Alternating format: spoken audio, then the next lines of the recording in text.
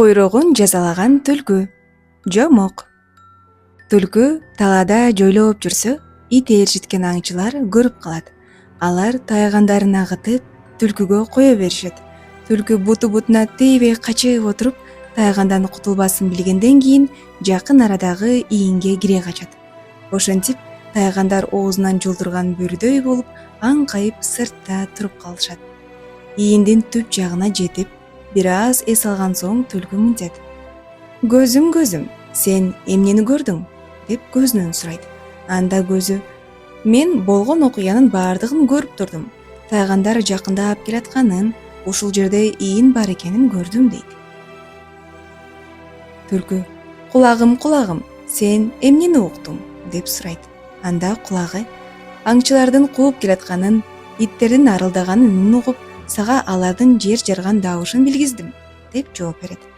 Андан кийин түлкү: мурдум, сен эмне кылдың?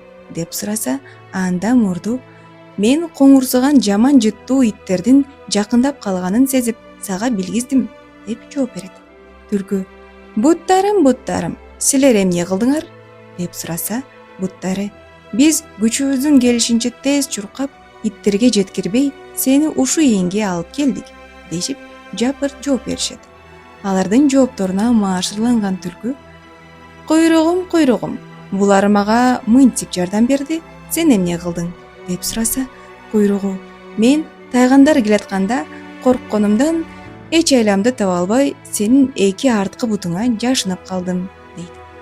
Ошондо түлкү ачуусу келип: сен менин буттарыма жолтоо кылып, тез чуркатпай кармап аткан турбайсыңбы? Иттер кармап алсын деген арам ойдо экенсиң го. Мен сени иттерге салып берем.